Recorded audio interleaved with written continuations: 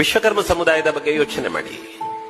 ನಮ್ಮ ಮನೆಯಲ್ಲಿ ನಮ್ಮ ದೇವರ ಕೋಣೆಯಲ್ಲಿಟ್ಟು ಪೂಜಿಸುವಂತಹ ಪುಟ್ಟ ಮಂಟಪದೊಳಗಿನ ದೇವರ ಬಿಂಬದಿಂದ ತೊಡಗಿ ಅಲ್ಲೆಲ್ಲೋ ಬಾನೆತ್ತರಕ್ಕೆ ನಿಂತ ಬಾಹುಬಲಿಯವರೆಗೆ ವಿಗ್ರಹಗಳನ್ನು ಕಡಿದುಕೊಟ್ಟ ವಿಶ್ವಕರ್ಮ ಸಮುದಾಯ ನಮಗೆ ಗೌರವಾರ್ಹ ಅಲ್ವಾ?